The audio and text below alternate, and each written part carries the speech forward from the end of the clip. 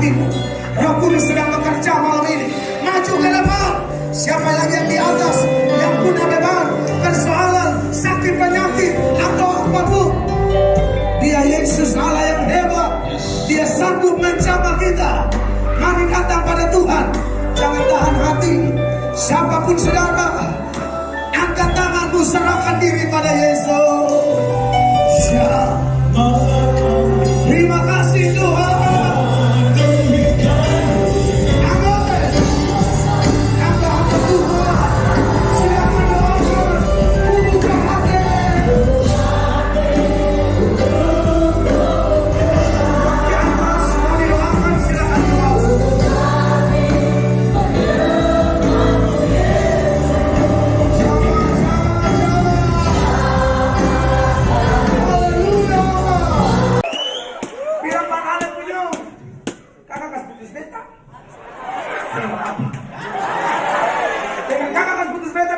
Semakin mengerti, cuma Yesus yang setia.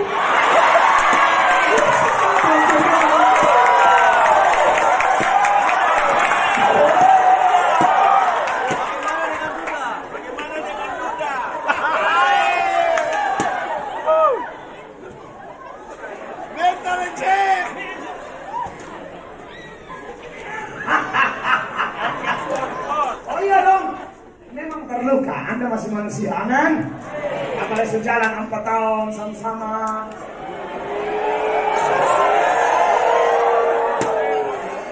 Sudah TikTok bareng. Asik. Sudah makan rujak di Pantai Nestapa. Naseba.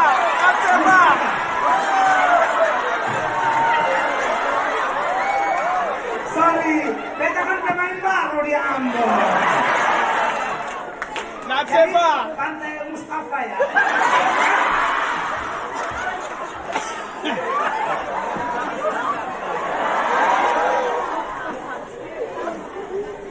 Naseba. Stefa.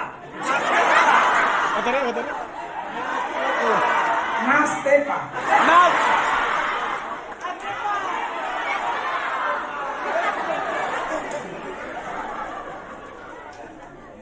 Oh, Natsepa. Dua suka gaya lo ya. Minta mengkritisi pendeta ya. Ingat itu 1 Timotius. Natsepa. Makan rujak di Natsepa. Makan rujak 1 piring. Sendok kakak yang pegang.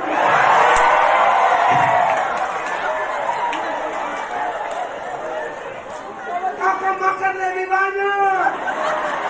Kakak memang beruntung. Baru tak kunjung kakak minta putus. Buat kakak-kakak laki-laki yang model begitu yang ada di sini lu dengar. Ada dengar? Pendeta om. Tuh kalau dapat perempuan on aman. Dia hanya menangis di kaki Tuhan. Betul? Sambil berkata Tuhan, hamba harap.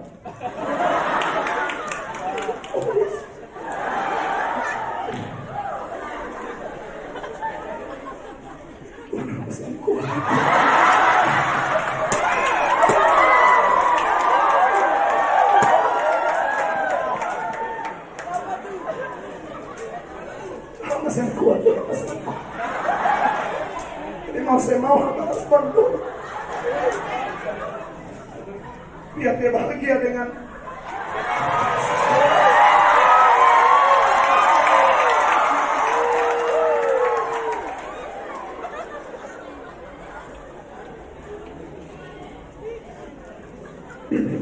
yang baru. Hamba saya butuh sama-sama, hamba namanya butuh Yesus. Itu kalian polos. Tapi kalau Luna otak ada jam 7 lewat 5. Jam 7 lewat 5 kan posisi begini. Sadiki miring. Makan bakso dia bayar.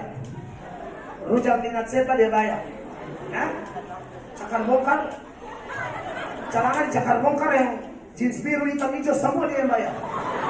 Semua dia bayar. Lalu putus, lu mau jalan dengan lu punya pacar lewat dia. Dia kata dia, "Wonyo, kasih kembali celana."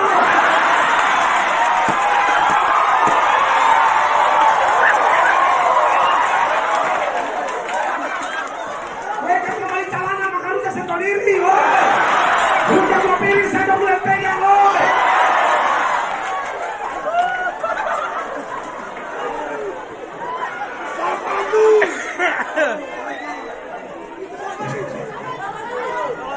Tolong cek.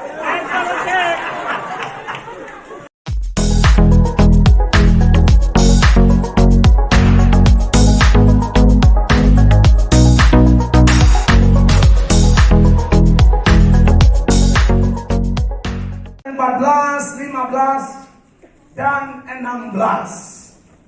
Kita akan baca bersama-sama. Saudara sudah tahu apa yang saudara lakukan. Mari kita baca ayat ini bersama-sama, semua berdiri.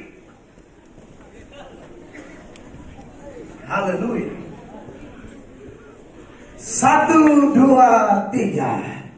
Firman itu telah menjadi manusia dan diam di antara kita, dan kita telah melihat kemuliaannya, yaitu kemuliaan yang diberikan kepadanya sebagai anak tunggal Bapa, penuh kasih karunia dan kebenaran. 15. Yohanes memberi kesaksian tentang dia dan berseru, katanya, "Inilah dia yang kumaksudkan ketika aku berkata, kemudian daripadaku akan datang dia yang telah mendahului aku, sebab dia telah ada sebelum aku." 16. Karena dari kepenuhannya kita semua telah menerima kasih karunia demi kasih karunia. Beri tepuk tangan bagi Tuhan Yesus, Sang Kepala Gereja. Silakan duduk, jemaat terkasih.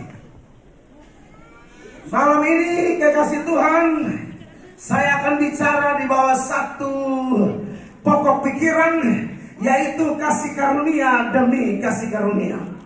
Dan kalau kita bicara tentang kasih karunia Allah, menurut pembacaan kita, Yohanes 1 ayat 14, 15 dan 16. Pribadi yang dibicarakan di situ tidak lain tidak bukan adalah pribadi penguasa dunia akhirat. Siapa namanya? Yesus Kristus Tuhan. Yohanes bersaksi dan Yohanes berkata, "Dia sudah ada sebelum aku." Kenapa Yohanes mengatakan itu? Apa yang sedang dimaksudkan oleh Yohanes? Bahwa Yesus itu adalah Allah, dia firman Allah, dia anak Allah yang maha tinggi. Perlu Bapak Ibu jemaat tahu, dalam konsep berpikirnya orang Yahudi, anak monyet pasti monyet, anak sapi pasti sapi, anak kambing pasti kambing, anak babi pasti babi, anak orang pasti orang. Tapi kalau ada orang bilang saya anak Allah, sebenarnya dia sedang memproklamasikan dirinya bahwa dia itu Allah. Makanya zaman itu saudara-saudara, ketika Yesus mengatakan dia anak Allah atau Allah adalah Bapaknya, orang tidak bisa terima. Orang tidak mengerti pra-eksistensi Kristus. Mereka tidak mengerti keberadaan Yesus. Sebelum dia menjelma, dia itu siapa? Orang-orang Yahudi tidak paham itu. Orang Yahudi hanya mengenal paham monoteis Unitarian. Monoteis Unitarian itu artinya pandangan yang mengatakan bahwa Allah itu tunggal mutlak.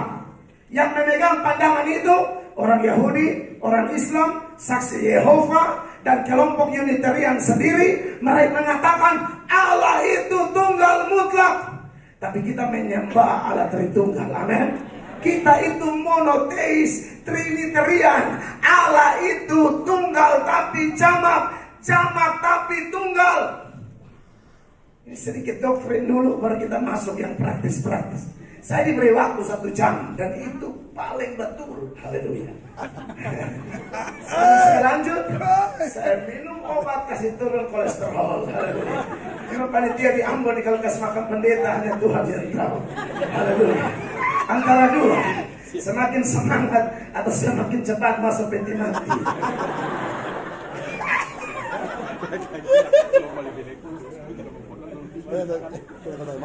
Mereka tidak ngerti kata Ibrani untuk kata esa atau tunggal itu ada dua. Ada Yahid, ada Ehad. Apa? Yahid, Ehad. Kalau Yahid itu artinya tunggal mutlak. Kalau Ehad itu artinya tunggal tapi jamak. Ada kejamakan tertentu di dalam kata Ehad itu.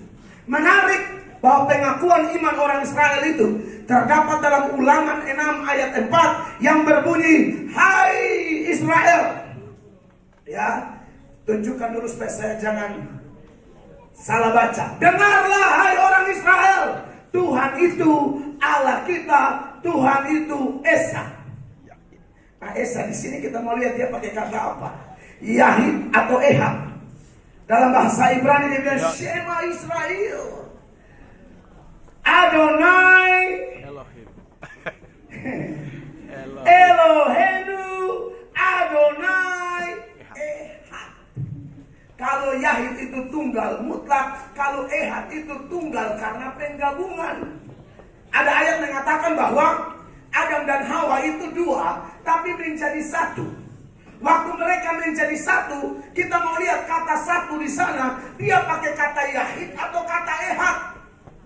Dalam Kejadian 2 ayat 24, ini tentang pernikahan beda jenis, laki-laki dan perempuan ya. Saya sudah singgung dalam Bible Camp, JAW. Saya sudah jelaskan tadi malam bahwa untuk urusan pasangan hidup, pastikan satu iman, saling mencintai, tapi juga beda jenis. Oke? Amin. Sebab ayat ini mengatakan, sebab itu seorang laki-laki akan meninggalkan ayahnya dan ibunya dan bersatu dengan istrinya sehingga keduanya menjadi satu daging. Bayangkan kalau yang nikah itu laki-laki dengan laki-laki, maka ayat ini akan bunyi bagaimana? Sebab itu seorang laki-laki akan meninggalkan ayah dan ibunya dan bersatu dengan lakinya.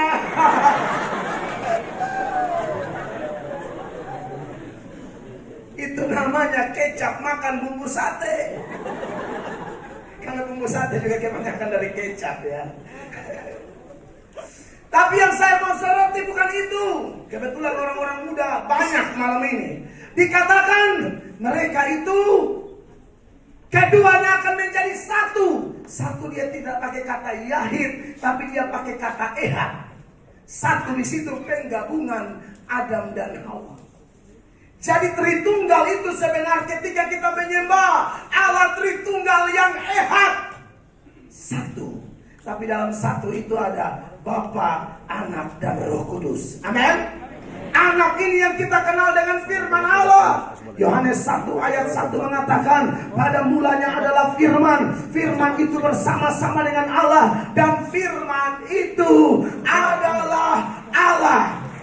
Sudah banyak alat setan yang bermunculan dari abad ke abad sampai hari ini untuk berusaha membuktikan bahwa Yesus bukan Allah. Tapi kebenaran bahwa Yesus adalah Allah tidak dapat diruntuhkan oleh siapapun. Kata Tuhan dari kata Yunani itu dia pakai kata kurios. Kurios itu punya dua arti, Bapak Ibu jemaat dan orang-orang muda sekalian. Kurios yang pertama berarti seorang tuan, orang kaya, entah dia pejabat, dia kaisar, dia raja, dia tuan tanah, dia bos-bos besar yang punya kekayaan, punya anak buah. Orang biasa menyebut dia dengan bahasa Yunani kurios, bahasa Ibrani Adonai, lalu diterjemahkan bahasa Inggris Lord. Itu pengertian pertama. Tapi pengertian kedua, kurios itu artinya bicara tentang Tuhan dalam artian setinggi-tinggi. Sudah banyak saya bilang alat setan dari abad ke abad membuktikan dan berkata ketika Yesus itu disebut kurios, itu artinya dia hanyalah seorang bos yang memiliki 12 anak buah. Benarkah demikian saudara-saudara? Jelas itu keliru besar. Karena dalam Filipi 2 ayatnya yang ke-11 secara eksplisit kata ini dipakai. Rasul Paulus berkata, dan segala lidah mengaku Yesus Kristus adalah kurios. Amin. bagi kemuliaan Allah Bapa. Kurios di sini tidak memungkinkan bahwa Yesus hanyalah seorang bos, seorang guru, seorang pemimpin yang memimpin 12 orang. Tidak memungkinkan. Kenapa? Karena sebelum ayat 11 ini ada ayat 10 yang berbunyi demikian. Supaya apa? Dalam nama Yesus bertekuk lutut segala yang ada di langit dan yang ada di atas bumi dan yang ada di bawah bumi. Saya tanya kepada jemaat sekalian, orang-orang muda sekalian, Tuhan mana yang satu langit berlutut di hadapannya? Tuhan mana yang seluruh dunia berlutut di hadapannya? Tuhan mana yang semua yang ada di bawah bumi pun berlutut? Tidak ada. Maka kata Kurios tidak bisa tidak. Ini berarti Yesus adalah Tuhan dalam artian setinggi-tingginya. Haleluya. Anda sembah Tuhan yang benar. Anda sedang menyembah Allah yang luar biasa. Dia pernah berfirman, kepadaku telah diberikan segala kuasa di dunia dan di akhirat. Yesus yang kita sembah, Yesus yang kita cintai, Yesus yang kepadanya kita berdoa. Dia adalah pusat pujian penyembahan kita. Dia adalah pusat pemberitaan hamba-hamba Allah. Dia adalah raja di atas segala raja.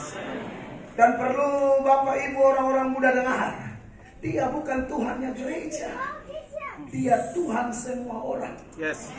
Dia bukan hanya Tuhannya gereja, Dia Tuhan semua orang. Waktu dia kembali nanti, dia tidak kumpul GBI, GSJA, GPPS, GPM, apalagi GKJC, Gereja Kristen Jalan-Jalan. Saya tahu dia sinode. Tanya di mana GKJC? Sudah terdaftar belum? Saya daftar di hati saya sendiri. Karena itu Gereja Kristen Jalan-Jalan.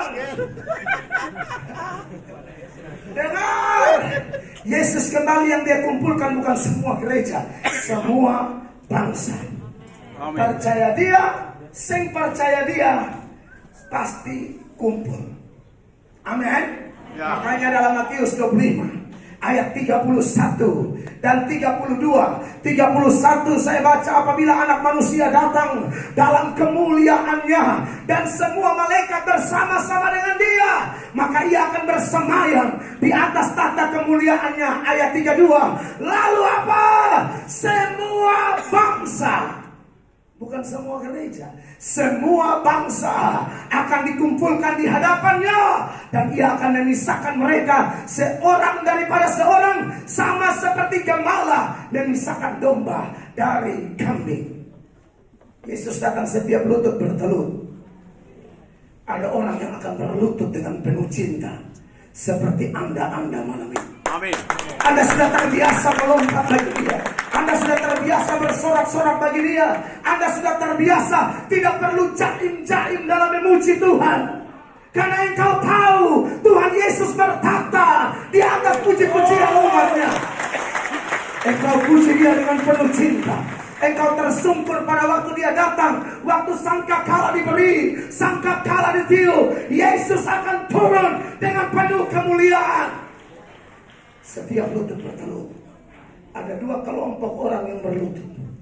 Yang berlutut karena cinta, yang berlutut karena sudah terima dia, yang berlutut karena sangat menghormati dia di atas segala-galanya. Dia akan ada di grup sendiri. Itu yang namanya domba-domba. Tapi ada orang yang tolak dia, mau sing mau, dia harus tetap berlutut. Wow. Yang datang nanti, yang kawal Yesus bukan seperti pejabat di kawal Pol PP. Bukan. Yang kawal Yesus malaikat. Terus saya berlutut malaikat bersin muntaber. Jadi semua yang maki-maki Tuhan Yesus, yang tolak-tolak Yesus, sambil berkata orang Kristen adalah kelompok bodoh yang sembah manusia. Orang Kristen adalah kelompok bodoh yang angkat manusia jadi Allah. Mereka keliru. Yesus bukan manusia jadi Allah. Dia Allah jadi manusia. Dia Allah jadi manusia. Amin. Kekasih Allah.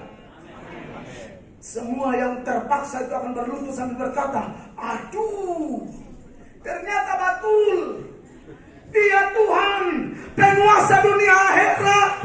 Tapi waktu itu saya ada kesempatan lagi. Kesempatannya sekarang. Kesempatannya ketika firman Allah disampaikan. Penulis Ibrani berkata, jangan keraskan hatimu. Buat keputusan dan berkata, Yesus Kristus, jadilah penguasa tunggal dalam kehidupanku. Engkau akan berlutut dengan penuh cinta. Haleluya. Lalu dia akan berkata, mari hambaku yang setia, turut dalam kebahagiaan Tuhanmu. Dia Tuhan semua orang. Kisah Para Rasul pasal 10 ayat 36, secara terang benderang, secara eksplisit firman Allah berkata begini, itulah firman yang Ia suruh sampaikan kepada orang-orang Israel, yaitu firman yang memberitakan damai sejahtera. Oleh siapa? Yesus Kristus yang adalah apa? Tuhan dari semua orang. Tepuk tangan sekali lagi. Tapi faktanya tidak semua orang mau menerima dia. Maka diberkatilah Anda yang menerima dia.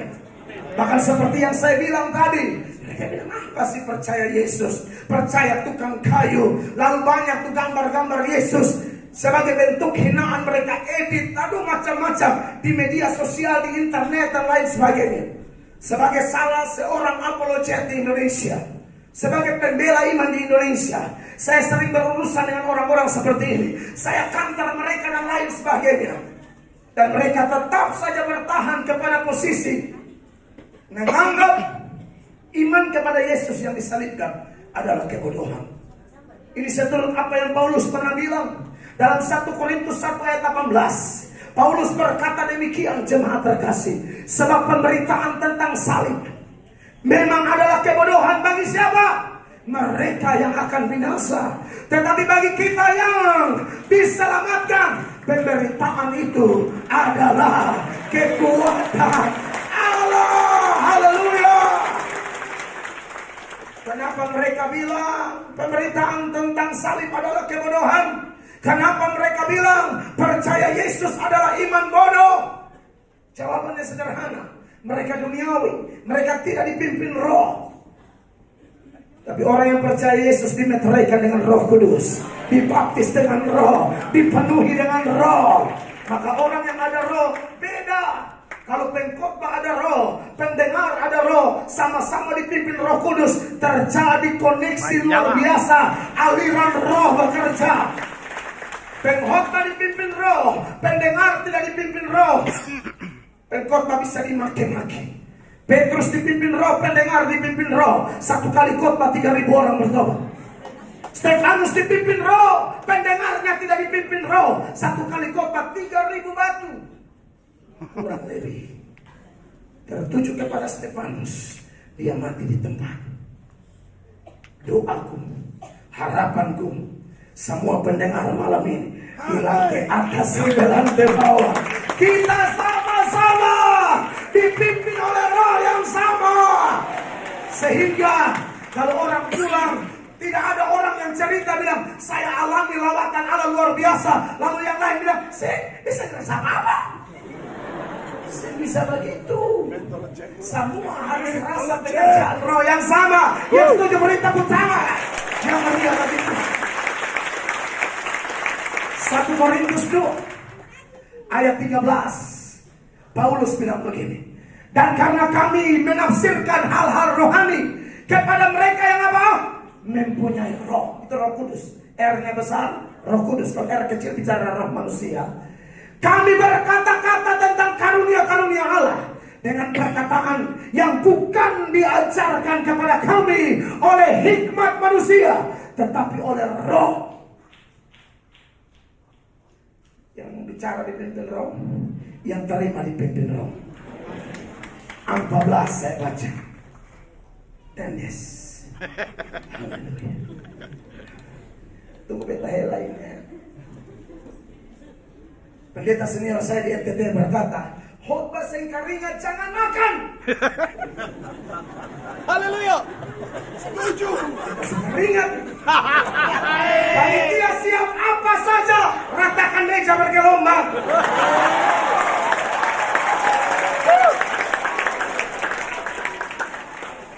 Apabila kita baca, tetapi manusia duniawi tidak menerima apa yang berasal dari Roh Allah. Dia tidak bisa, tidak akan nyambung.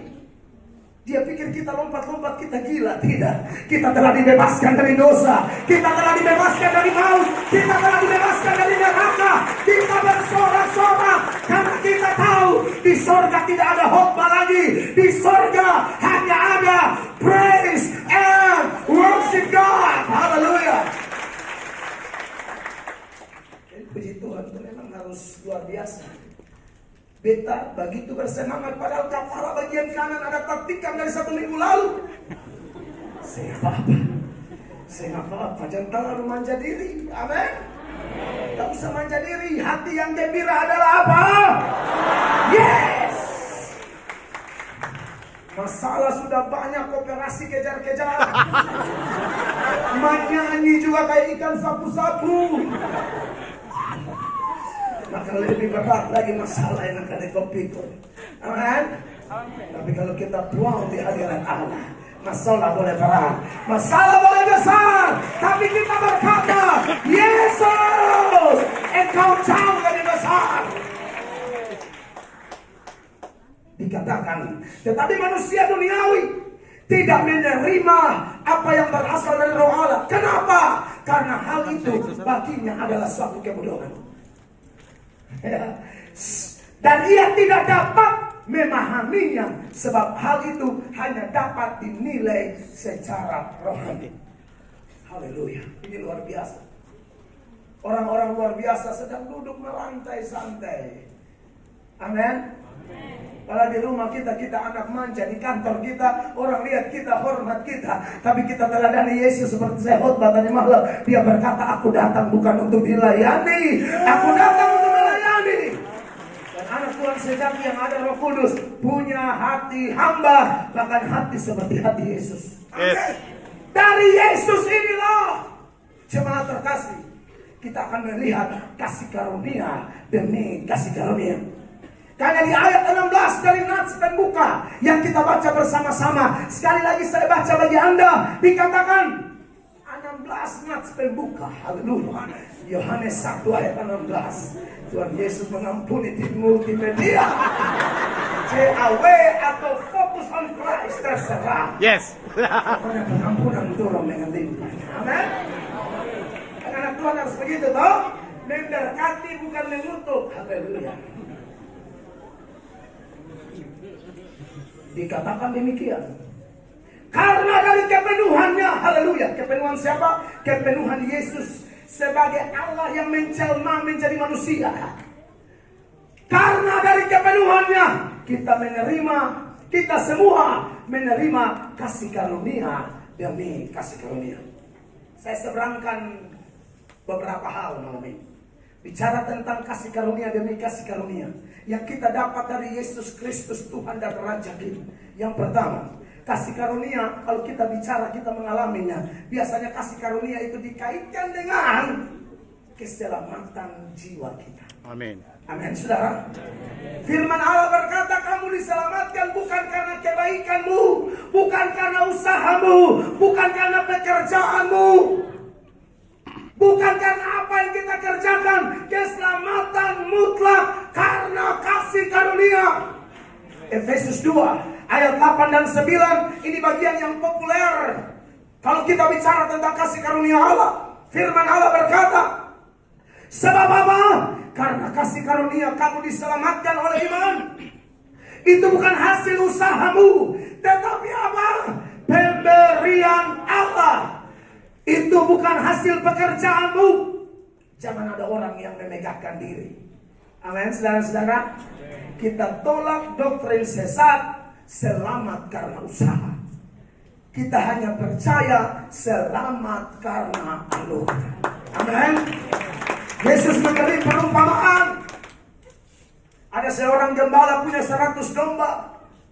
Satu domba terhilang. Dia tinggalkan yang 99. Lalu dia mencari domba ini, saudara-saudara. Bukan yang cari dia. Domba yang tersesat hampir jatuh di jurang. Dia berusaha mati-matian. Dia ambil domba itu. Dia rangkul domba itu. Dengan penuh sukacita dia gendong domba itu. Lalu dia pulang ke rumahnya. Itulah gembala yang kita kenal. Yesus Kristus Tuhan. Bukan domba yang cari dia. Dia cari kita. Seringkali ada orang yang kritisi teks itu. Tapi bagaimana dengan anak hilang, Pak? Kalau domba kan gembala cari, anak hilang, Bapak tidak cari, anak pulang sendiri. Betul ya? Itu bagaimana, Pak? Nah, saya kalau berkhotbah, saya selalu berusaha seimbangkan antara yang praktikal dan doktrinal. Begini, doktrin keselamatan Kristen. Dan ini doktrin yang memang diajarkan oleh Alkitab, seluruh kitab suci. Dari Kejadian sampai Wahyu. Prinsip penafsiran Alkitab. Alkitab, tafsir Alkitab. Ya. Alkitab, dukung Alkitab. Tidak mungkin Alkitab serang Alkitab. Tidak mungkin Kejadian bertentangan dengan Matius. Tidak mungkin Obadya bertentangan dengan Titus. Tidak mungkin Rut bertentangan dengan Wahyu. Tidak mungkin. Ya. Karena kalau bertentangan, maka pihak yang paling disalahkan adalah Tuhan. Seolah-olah Tuhan lidah bercabang. Sebentar dia bilang begini, sebentar dia bilang begitu. Tidak memungkinkan. Kalau ada data-datanya, data-data Alkitab yang kelihatannya seperti itu bukan bercabang. Kita saja yang belum beri waktu kita sungguh-sungguh belajar lebih dalam. Menyangkut anak yang hilang. Betul, kalau domba hilang Bapak cari. Yesus cari, tapi anak hilang pulang sendiri. Tapi kalau kita baca sejumlah ayat firman Allah, tidak mungkin orang bisa datang kepada Yesus kalau dia tidak ditarik oleh Allah Bapa. Ya. Yohanes 6 ayat 44 berkata, saudara-saudara, tidak ada seorang pun yang dapat datang kepadaku jikalau ia tidak ditarik oleh Bapa yang mengutus aku, dan ia akan kubangkitkan pada akhir zaman. Saudara lihat itu ayat, tidak ada seorang pun yang dapat datang kepadaku jikalau apa? Ia tidak ditarik oleh Bapa. Sebaliknya, kalau ada orang ikut-ikut Tuhan tahu-tahu mundur, saya yakin itu orang ikut ramai. Itu orang bukan Kristen sejati. Ya. Dia tidak pernah dikaruniakan. Dia tidak pernah mengalami ayat ini. Dari mana saya tahu? Dari mana kita tahu? Kembali ke Alkitab. Back to Jesus teaching. Kita kembali kepada pengajaran Yesus. Satu kali orang-orang pada mundur tinggalkan Tuhan. Dalam Yohanes 6 ayat 66. Dengan jelas Yohanes memberi informasi. Mulai dari waktu itu banyak murid-muridnya mengundurkan diri dan tidak lagi mengikuti dia. Ini bukan 12 murid. Ini orang-orang yang dalam konteks Yohanes 6. Kalau Anda baca dari awal, ini peristiwa versi Yohanes. Tuhan Yesus bikin mujizat 5 roti dan 2 ikan. Orang-orang ini datang berbondong-bondong bukan karena Yesus, tapi karena roti. Ya. Mujizat. Saya tidak anti mujizat, tapi saya hanya mau kasih tahu, mujizat hanya jembatan, bukan tujuan. Yes. Ya. Ulang, mujizat hanya jembatan. Melalui mujizat kita bertobat. Tujuan utamanya bertobat, bukan mujizat. Banyak orang hanya sampai mujizat karena dia jadikan mujizat tujuan. Makanya kalau tidak ada mujizat, lari dia kayak mereka. Tapi kenapa mereka lari? Sebenarnya faktor utamanya, ini 66 ya, 65-nya bilang begini. 65. Lalu ia berkata, sebab itu telah kukatakan kepadamu, tidak ada seorang pun dapat datang kepadaku. Kalau apa? Bapa tidak mengaruniakannya kepadanya. Paulus bilang apa? Aku menanam, Apolos menyiram, tapi pertumbuhan. Amin. Pak Hendra berkhotbah, Bapak Simon berkhotbah, Bapak Ketua BPD GSDA khotbah, semua khotbah. Lalu ada yang bertobat. Bukan karena pendeta-pendeta ini jago, tidak. Tidak, percayalah, tidak. Supaya mantap, mari kita baca dulu 1 Korintus pasal 3. Haleluya. Yang namanya khotbah harus banyak ayat tuh. Kalau undang pendeta melatok makan kenyang. Karena ini dengar khotbah, dengar ayat. Orang berubah karena mempertahankan kelakuannya bersih dengan menjaganya sesuai dengan firman-Nya.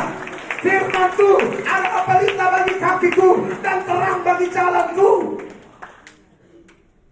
Makanya ayat bilang begini, di mana dia ayat itu? Haleluya. Aku putar kembali, haleluya. 1 Korintus 3 ayat 5. Kalau belum lagi beta putar lagi, haleluya.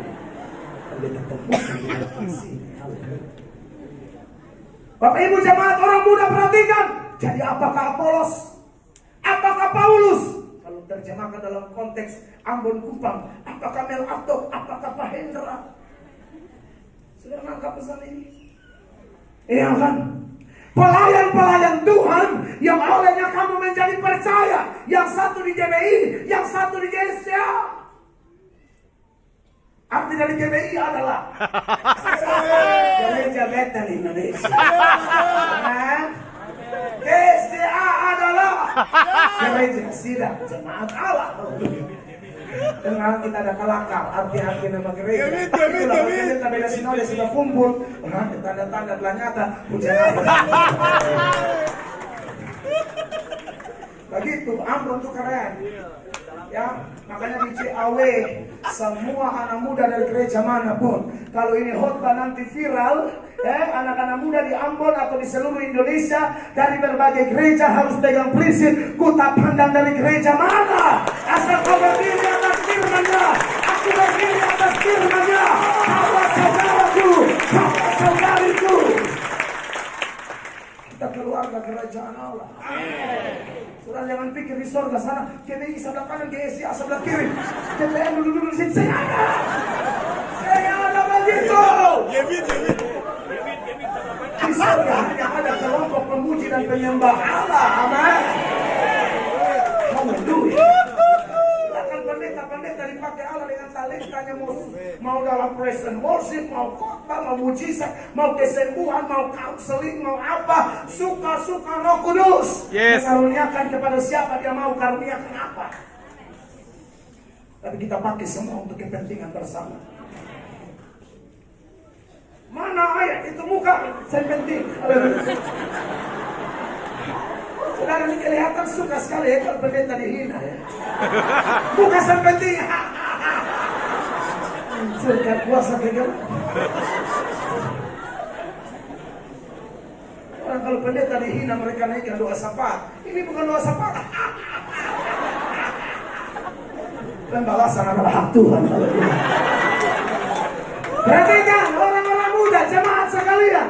Jadi apakah Apolos, apakah Paulus, pelayan-pelayan Tuhan yang olehnya kamu menjadi percaya, masing-masing menurut jalan yang diberikan Tuhan kepadanya. 6. Haleluya. Aku menanam, Apolos menyiram, tetapi Allah yang memberi pertumbuhan.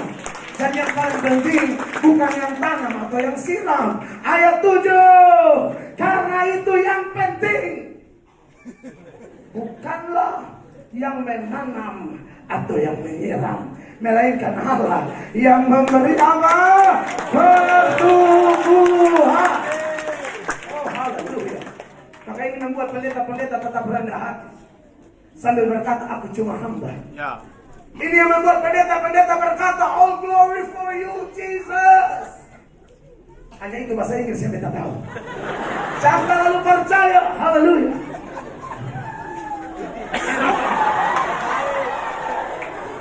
Beta ingat dulu toh, kuliah di Jakarta, teologi kan, masuk gereja tuh tua, semua menyembah bahasa Inggris.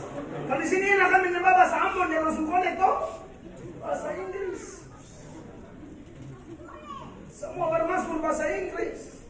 Bisa entah mau ngomong apa, angkat aja freestyle.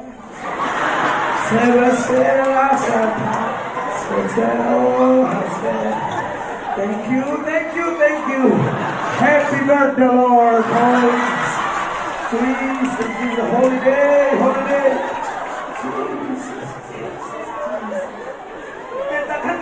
Beta dengan bahasa Inggris kaki kepala, broken English, I can spot. You know what I mean? I can spot. Beta bisa sepotong. KKR, mereka pun tema itu tuh, I can spot.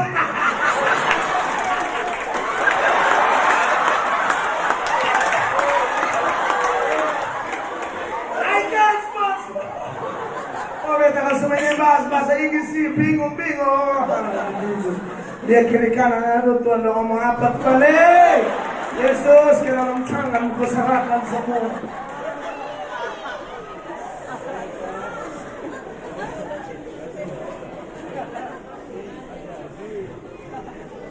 Segala kemuliaan bagi Yesus. Amin. Luar biasa. Hormat hamba Tuhan perlu. Bahkan Alkitab berkata, hormat hamba Tuhan 2 kali lipat. Hormat bupati 1 kali, hormat gubernur 1 kali, hormat wali kota 1 kali, hormat pendeta 2 kali. Ya, kita sekarang-karang nih. Ini bukan ayat yang menguntungkan profesiku atau panggilanku, tidak. Saya harus bilang supaya jangan ada jemaat kurang ajar dengan pendeta. Jangan omong pendeta punya nama di belakang-belakang. Lu cari sial. 1 Timotius 5 ayat 17 secara eksplisit ini ayat bilang begini, penatua yang baik pimpinannya patut dihormati berapa kali? 2 kali. Terutama siapa? Mereka yang dengan jerih payah berkhotbah dan mengajar. Ada ayat. Tidak omong saudara. Tetapi bagaimanapun, sekalipun ada ayat ini, untuk urusan keselamatan jiwa tidak ada andil kami di dalam. Kenapa engkau bertobat orang-orang muda? Yesus sedang menarik engkau. Kalau ada orang sementara pendeta berkhotbah lalu hatinya terbuka, apakah pendetanya punya kuasa membuka hatinya? Hati yang penuh dengan mantan-mantan terluka itu.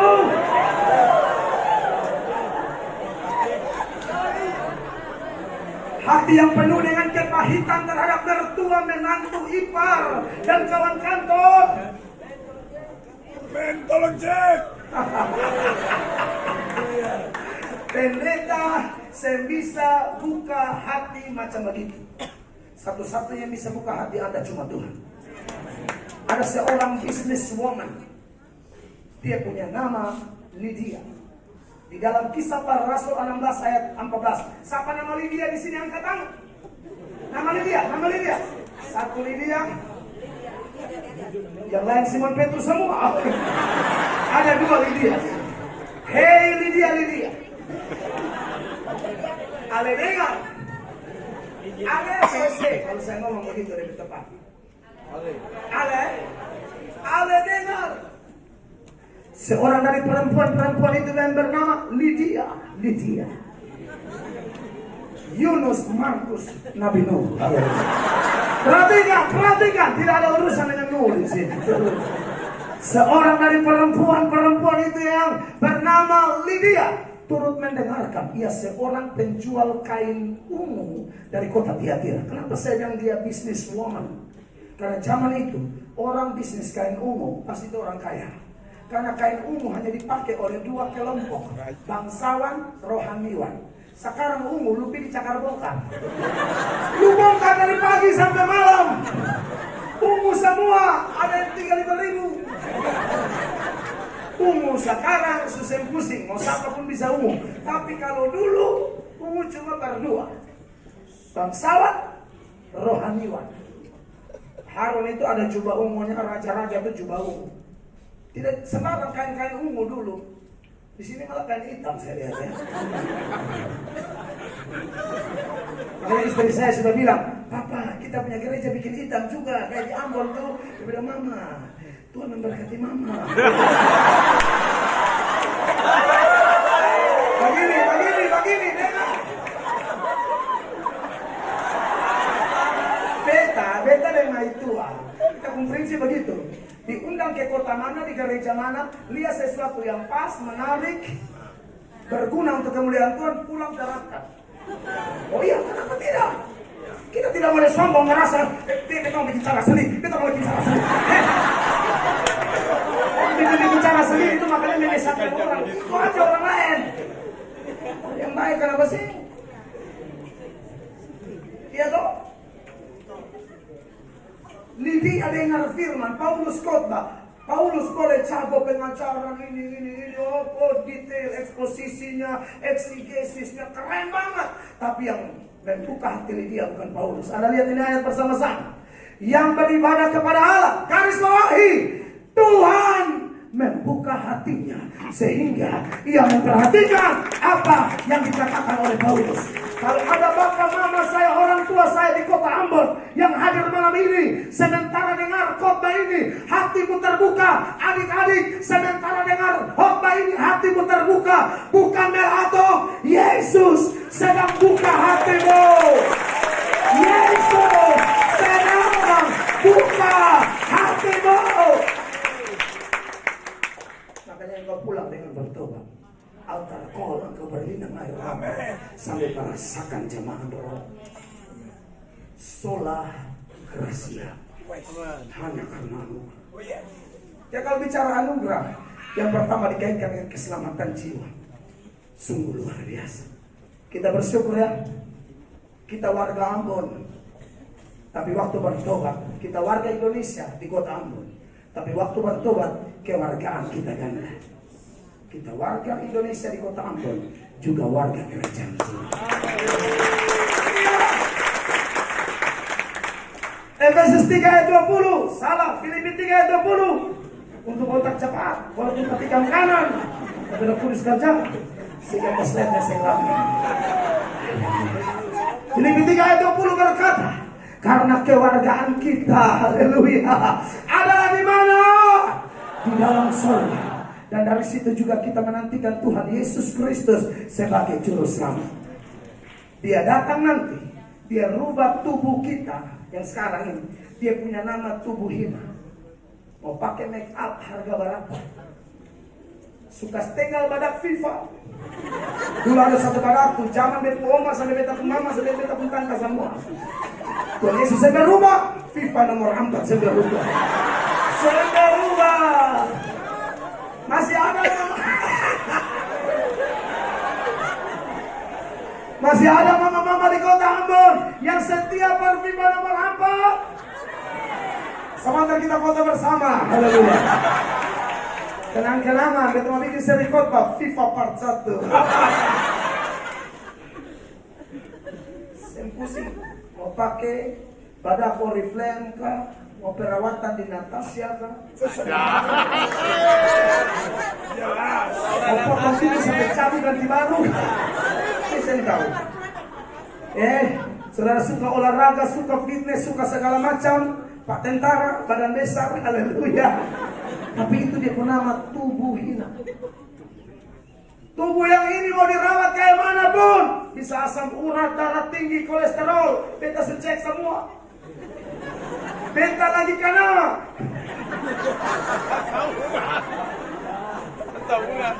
Makanya Tuhan mengutus pinakol ini, haleluya.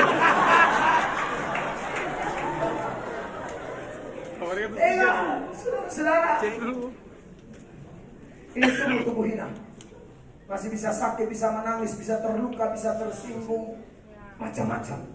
Tapi tubuh ini, waktu Yesus datang, semua warga kerajaan sorga akan mengalami yang namanya tubuh hina diganti menjadi tubuh mulia. Tubuh seperti apa? Seperti tubuh Yesus waktu dia bangkit dari kematian.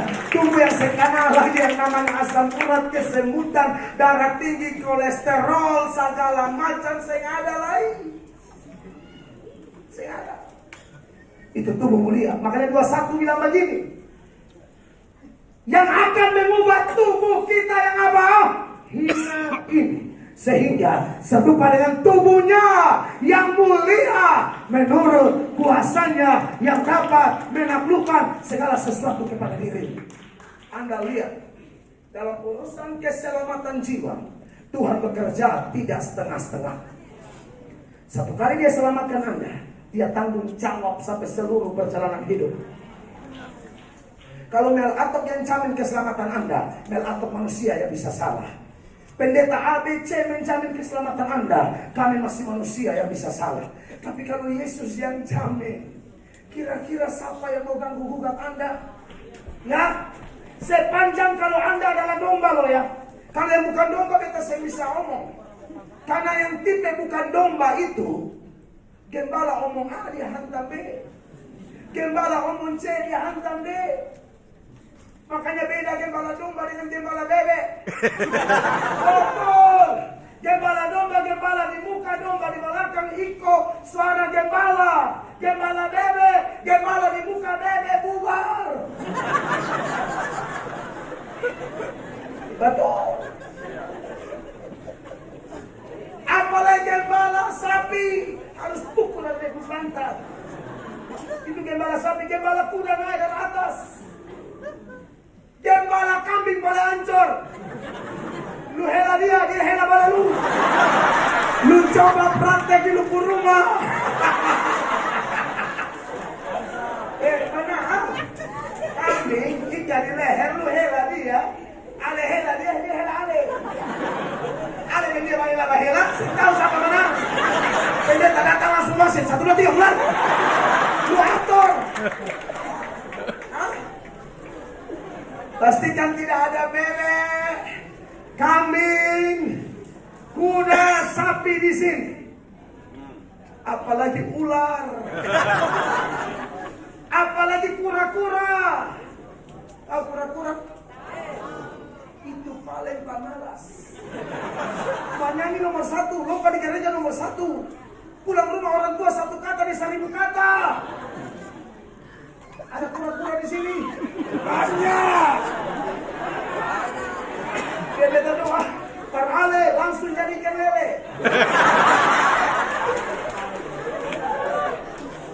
Aduh. Sepanjang kalau kita adalah domba, dengar. Generasi muda yang akan merestorasi Ambon. Kita jangan jadi yang bukan domba. Bukan domba tidak percaya Yesus. Makanya Yohanes 10 ayat 26. Tuhan Yesus bilang begini sama mereka, terang-terang yang suka melawan firman Allah, biar Anda pendeta sekalipun, sorry kita harus ngomong, sekalipun Anda pendeta, Anda bukan domba, Anda kambing tuh. Jelas. Benar, saya harus ngomong. Jelas. Jemaat ikut firman kok pendeta ikut setan, itu kacau. Pendeta begitu maju, foto bersama.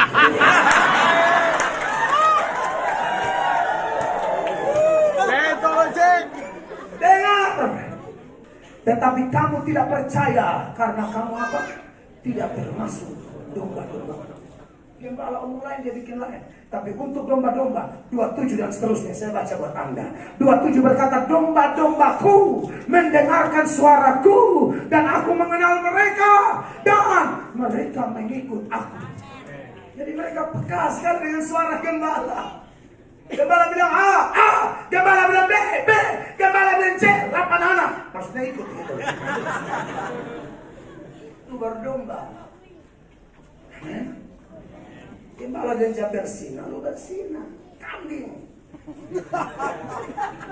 Gembala bilang jangan tipu, lu tipu. Ular. Gembala bilang ampuni orang, lu dendam maki orang. Serigala. Serigala pada adik sepupu tahu, Scooby-Doo. Anjing dia masuk. Beta 9, kalau suasana enak, beta tabakar. Lanjut. Itu saya pakai konsep Lostro. Larang. Itu domba. Gembala ngomong apa dia dengar. 28. Dan aku memberikan hidup yang kekal kepada mereka. Dan mereka pasti tidak akan binasa. Anda ragu dengan perkataannya? Tidak. Keluar kau pindahkan. Bisa-bisanya kau ragu dengan dia yang kita sudah bahas panjang lebar sampai beta semua dikarinat. Beta sudah dia Allah pemilik dunia akhirat. Dia akan rubah tubuhmu yang hina menjadi tubuh kemuliaan. Dan dia berkata, engkau tidak akan binasa sampai selama-lamanya. Kamu ragukan dia. Beta yang jamin. Beta hanya pendeta jago copy paste Tuhan Yesus bohong. Aku memberikan hidup yang kekal. Kita tunggu dulu. Belum cari hal. Beta ada tabakar nih. Bingung tidak dia. Jadi kita saat kita. Haleluya. Coba. Saudara pikir ini Ambon jadi anak NTT takut.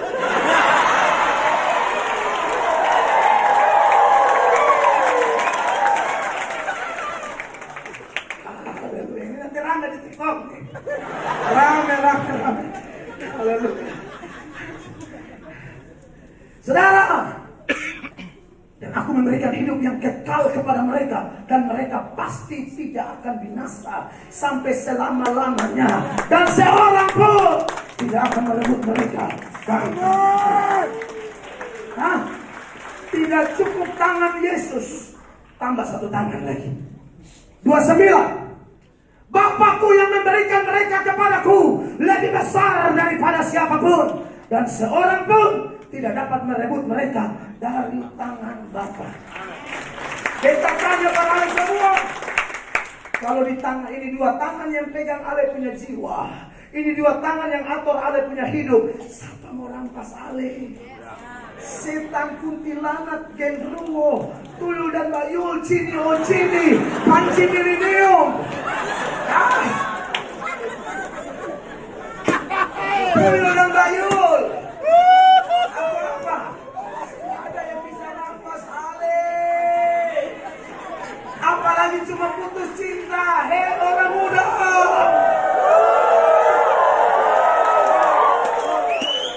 Bilang Bang Ale punya. Kakak kasih putus beta.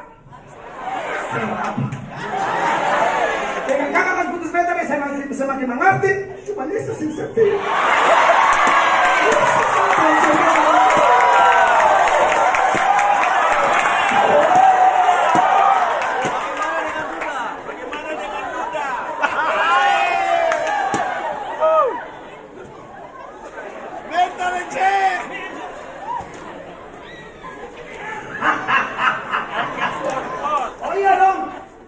Terluka, Anda masih manusia, kan?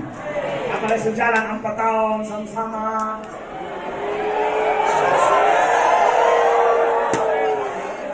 Sudah TikTok bareng. Asik. Sudah makan rujak di Pantai Nestapa. Kaceba.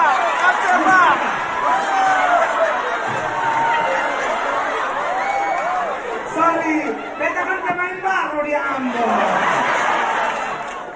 Kaceba. Pantai Mustafa ya.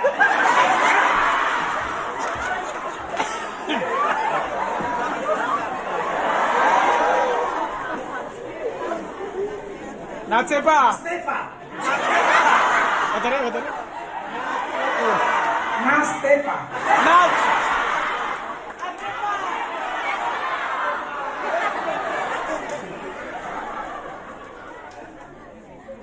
Sepa. Dua suka gaya lo ya.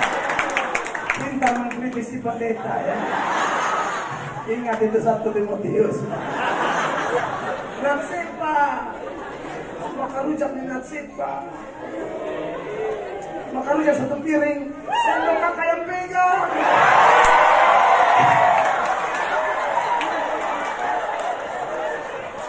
Kakak makan lebih banyak. Kakak memang beruntung. Baru tak kunjung kakak minta putus. Buat kakak-kakak laki-laki yang model begitu yang ada di sini lu dengar. Ada dengar? Anda tahu? Tuh kalau dapat perempuan on aman. Dia hanya menangis di kaki Tuhan. Betul? Sambil berkata Tuhan. Hamba.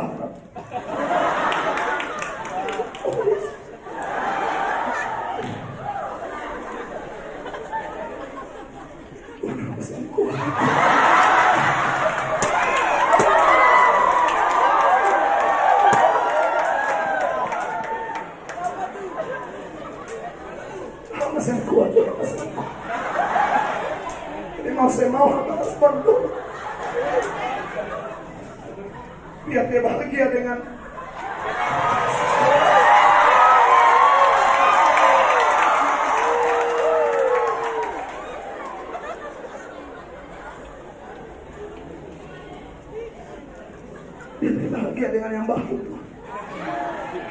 sama awalnya butuh Yesus. Itu kalian polos.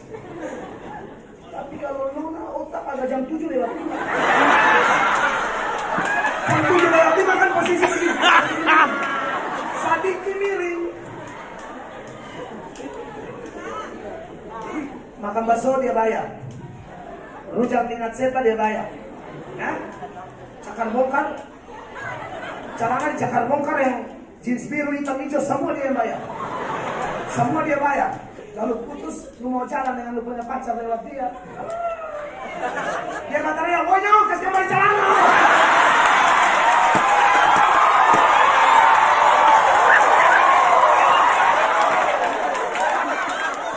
Mereka kembali celana, maka lu kasih tau diri, woy. Lu jangan mau pilih, saya udah mulai pegang, woy.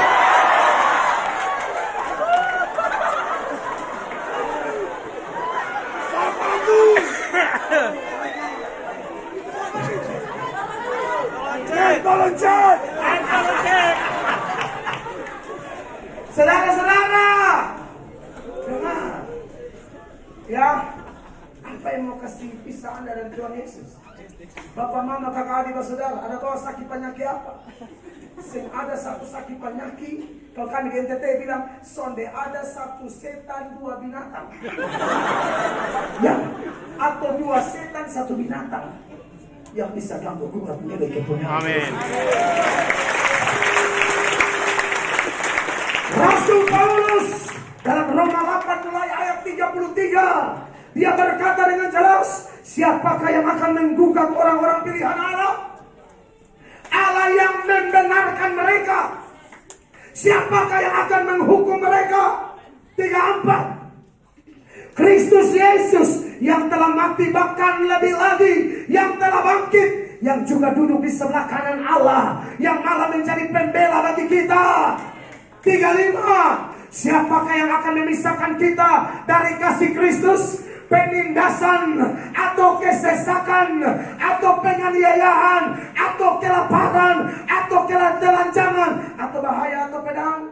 38 langsung lompat. Memang sangatnya lompat. Sebab aku yakin bahwa baik maut maupun hidup, baik malaikat-malaikat maupun pemerintah-pemerintah, baik yang ada sekarang maupun yang akan datang, 39, atau kuasa-kuasa, baik yang di atas maupun yang di bawah, ataupun suatu makhluk lain, tidak akan dapat memisahkan kita dari mana? Kasih Allah yang ada karena Kristus Yesus Tuhan kita. Makanya kata percaya itu, kata Yunani-nya pisteuo. Pisteuo artinya keyakinan kokoh, bergantung total dan taat ini. Ini 3 hal paket lengkap. Orang-orang muda, kita bicara kasih karunia Allah, keselamatan permanen. Sebab kalau orang bilang keselamatan bisa dirampas, seolah-olah Anda bilang Yesus pendusta, seolah-olah Anda bilang Roh Kudus tidak becus. Roh Kudus perjanjian lama, kerja di perjanjian lama, orang berdosa dia keluar perjanjian baru, satu kali dia masuk kekal selama-lamanya. Karena istilah yang dipakai meterei itu tidak bisa diganggu gugat.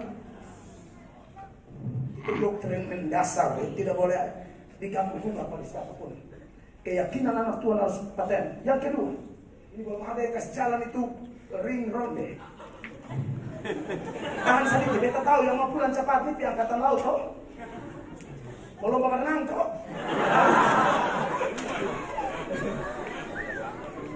Tahan sedikit.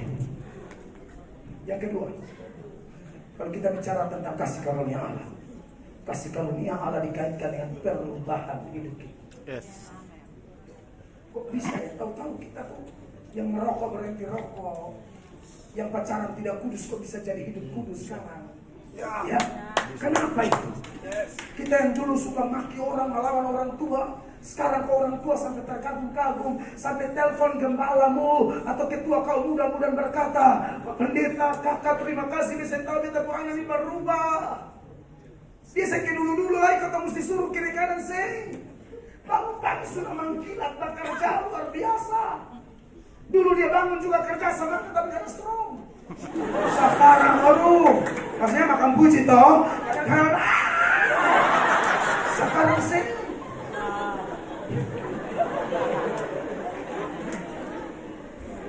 Kenapa Anda bisa berubah?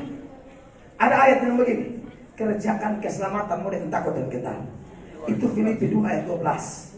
Dia bilang begini, itu ayat. Hai saudara-saudara yang kekasih, kamu senantiasa taat karena itu. Tetaplah kerjakan keselamatanmu dengan takut dan gentar. Bukan saja seperti waktu aku masih hadir, tetapi terlebih pula sekarang waktu aku tidak hadir. Orang hanya berhenti di ayat 12. Dia lupa masuk ayat 13. Kenapa orang bisa kerja keras? Kenapa orang bisa berubah? Kenapa orang bisa total? Kenapa orang bisa all out demi kepentingan kerajaan Allah? Ayat 13 bilang begini. Karena Allah lah, dengar. Karena Allah lah yang mengerjakan di dalam kamu, baik apa? Kemauan maupun pekerjaan menurut kerelaan. Dua terjemahan lain bilang begini. Karena Tuhanlah yang membuat kita bisa menyenangkan Dia. Dia bukan hanya buka hatimu dan meteraikan Roh Kudus, tapi Dia akan merubah karaktermu. Amin. Dari waktu ke waktu semakin serupa dengan Tuhan Yesus. 3. Kasih karunia dikaitkan dengan kita yang telah mendapatkan kasih karunia dimampukan untuk melakukan pekerjaan-pekerjaan besar. Amin, kekasih Allah. Kita dimampukan melakukan pekerjaan-pekerjaan besar. Yesus berkata dalam Yohanes 14 ayat 12. Ini ayat harus kita pegang baik-baik. Dia berkata, aku berkata kepadamu sesungguhnya barang siapa percaya kepadaku, ia akan melakukan juga pekerjaan-pekerjaan yang aku lakukan. Bahkan pekerjaan-pekerjaan yang apa? Lebih besar daripada itu. Sebab aku pergi kepada Bapa. Kita mungkin hari-hari ini orang tidak hitung kita di kota Ambon, karena mungkin orang tua kita latar belakang cuman petani, pedagang, grab, ojek, kerja buruh kasar. Tapi dengar orang-orang muda, dunia ini direstorasi oleh Tuhan melalui 12 orang yang mayoritas orang biasa-biasa, termarginal, tidak dihitung. Tapi apa? Alkitab bilang, apa yang dipandang rendah dianggap bodoh oleh dunia, itu yang Allah pilih, Allah angkat permalukan dunia. Satu pendeta di NTT, dia bertobat, orang tidak percaya dia bertobat. Maklum, dulu gereja kami gemit. Itu gereja anti yang namanya gitar, menyanyi, tepuk tangan, angkat tangan, apalagi sampai rentangkan tangan, apalagi sampai lancar depan. Dia pikir upacara bendera. Mereka anti yang begitu-begitu. Tapi dia dilawat oleh Roh Kudus. Tahun 60-an terjadi revival di NTT di Tanah Timur, air jadi anggur. Dan itu mempengaruhi banyak orang dilawat oleh Allah. Maka salah satu hamba Tuhan, Bapak rohani saya, dia berkhotbah di pasar-pasar, tidak ada panitia, tidak ada yang undang, bawa gitar sambil langsung berteriak di pasar-pasar, tantang orang bertobat. Dia khotbah di bawah jalan tol di Jakarta Surabaya, dia tidak perlu diundang, namanya pendeta Jonadu. Tiba-tiba bagaimana almarhum pendeta Billy Graham tahu tentang beliau. Undangan datang dari Billy Graham, Pak John adu khotbah keliling Eropa. Sampai di salah satu negara di Eropa, dia kaget karena ada satu baliho besar. Dan yang dia kaget, itu adalah foto temannya. Temannya orang Kefa. Dan di timur itu ada Kupang, Soe, Kefa, Tambua, baru Dili. Ini dari Kefa. Juga teman persekutuan doa akibat revival tahun 60-an itu. Mereka jalan tidak pakai sandal. Dihina orang, dianggap orang, tidak dianggap orang. Lalu dia lihat di baliho itu, seorang pendeta anak Kupang sedang khotbah di Eropa, mungkin tahun 70-an, 80-an. Saya juga belum lahir, tapi kisah itu nyata, banyak orang cerita. Dia lihat ada foto temannya, seorang dosen terbang, pembicara keliling seluruh Eropa. Bagi Allah tidak ada yang mustahil. Sekalipun orang pandang salah mata, Tuhan angkat bikin heboh dunia. Dan kurang lebih sekitar tahun-tahun yang sama, seorang bernama Mel Tari. ini Mel Atong yang anak kemarin, Mel Tari diundang ke Amerika untuk bersaksi. Waktu sampai di Amerika, semua sudah tunggu mendengar kesaksian revival di Pulau Timur itu. Tunggu penerjemah saya datang-datang. Bisa tahu bahasa Inggris. Tahu pun yang tadi itu I can spot. Biasa tahu panjang-panjang toh. Ini boleh semua. Tunggu saya datang. 2 jam lebih kah? Saya datang. Roh Kudus gerakan dia. Bangun, bicara. Wow.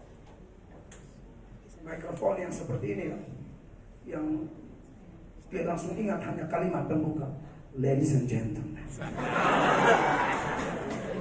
Dia hanya ingat itu, dia tahu itu. Selanjutnya itu mulu bagarat berjam-jam, itu boleh semua apa? Tanganga, kalau orang Kuba bilang tanganga, terkabung-kabung. Setelah selesai itu seorang penulis buku menulis cerita kesaksian dari Pak Mel Tari itu, dan dia berkata tidak ada bahasa Inggris seindah bahasa Inggris Mel Tari.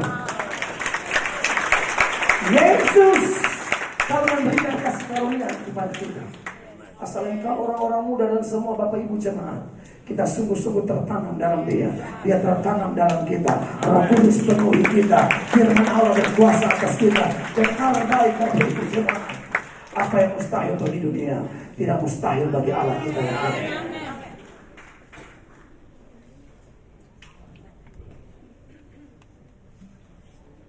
Beberapa puluh tahun lalu beta masih gila. Maksudnya waktu kita belum bertobat. Ini kesaksian saya sekarang. Saya mau cerita dari lagu Ambon. Ini faktor kan di Ambon ya. Kalau di Jepang saya mungkin beta rumahnya di lagu Ambon. Iya dong, lagu Jepang.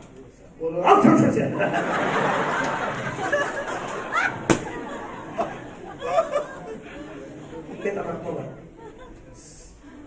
18-19 tahun kita ambil keputusan bertobat. Dari SMP beta semasa penjara, sudah tusuk orang, aduh kacau. Beta rampok warung-warung, kios-kios. Sini bilang kios ya? Kios-kios. Hah? Pondok.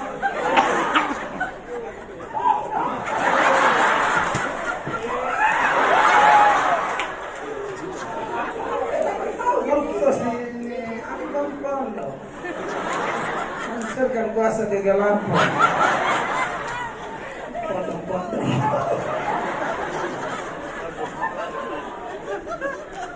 Kawan-kawan karena tuh kawan-kawan pancuri, bongkar pondok, ambil beras, telur, mie, selama jalan jangan lupa uang, ambil dengan kotak uang. Kebetulan yang kami ambil ini biasanya kalau di NTT itu kebanyakan dari Sulawesi Selatan. Paman-paman dari Sulawesi Selatan, makanya paman aduh kalau begini caranya ini pulang ke Sulawesi Selatan. Dan memang kupang sadis. Saudara tahu acara 31 malam tutup tahun, mau makan sendong apa? Paman punya pondok, selesaikan. Eksekusi rata jam 2 pagi. Tanggal 30, paman bangun tuh nangis sampai pagi. Makanan sudah jadi semua, majelis datang doa. Ini siapa yang siap konsumsi? Puji Tuhan pemuda-pemuda.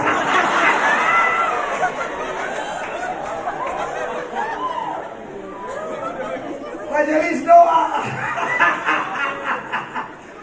Bapak di saudara kami bersyukur Tuhan menyediakan berkat. Engkau pakai anak-anak muda luar biasa ini Tuhan. Mereka berceritalah dan kami mohon Tuhan tahun depan lebih lagi.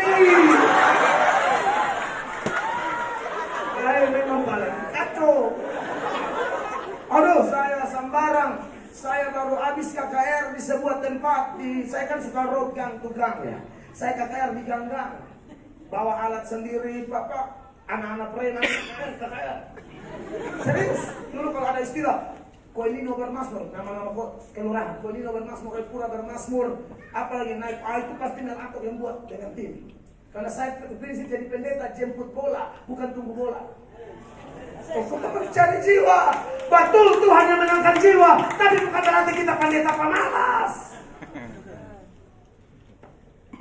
Jangan mimpi gereja besar dipenuhi orang kalau kita hanya berkata Tuhan kirimkan jiwa, lu cari. Kirimkan apa? Kita khotbah poin pertama tapi salah artikan. Tuhan tidak bikin kita kayak robot. Ini kan saya sedang bicara nih, pekerjaan besar. Amin. Poin ketiga, kerja. Selesai khotbah, seorang ibu bilang, Pak Pendeta, beta sangat diberkati. Ya, bagaimana? Beta bisa omong sedikit dengan Pak Pendeta? Silakan tante, silakan. Bagaimana tante ya? Pak Pendeta jangan tersinggung. Oh tidak tante. Bagaimana? Jujur sama Pak Pendeta, dia tuh ayam Pak Pendeta nggak amin.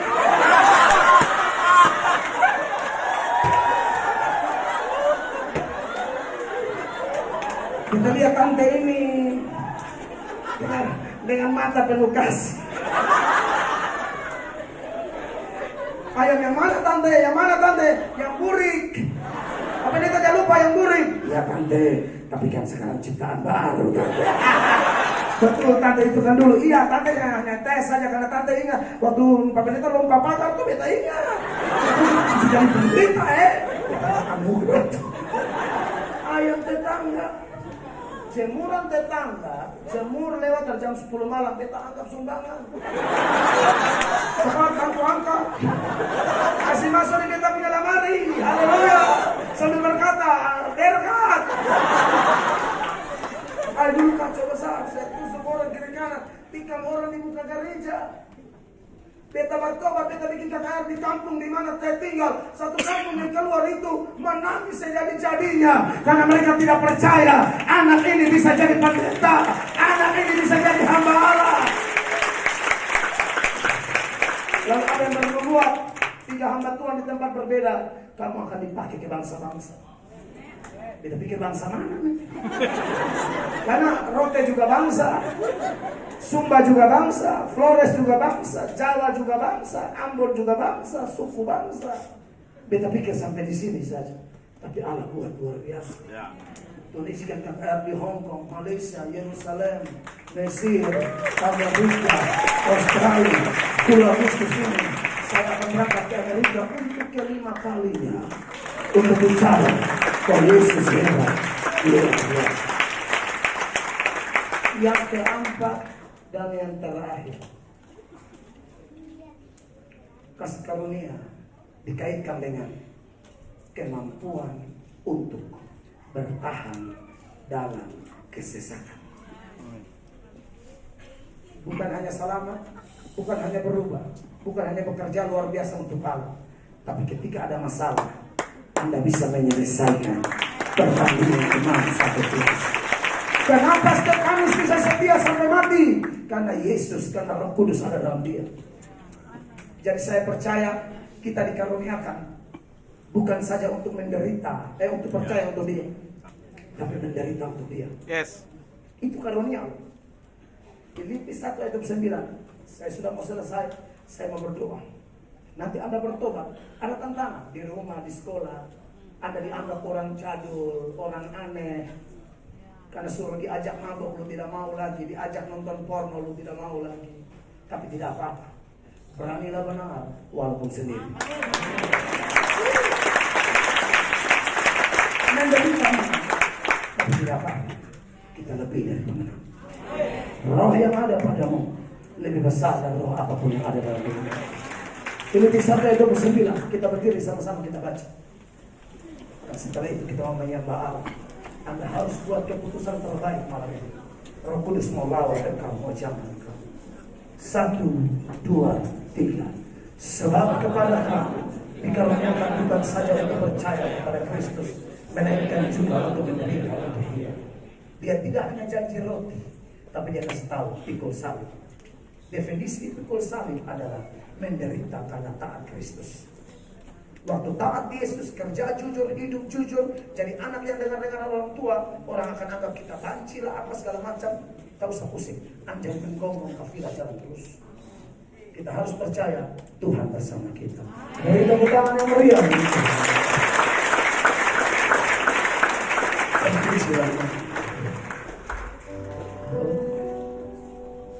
Kami memuliakan nama-Mu,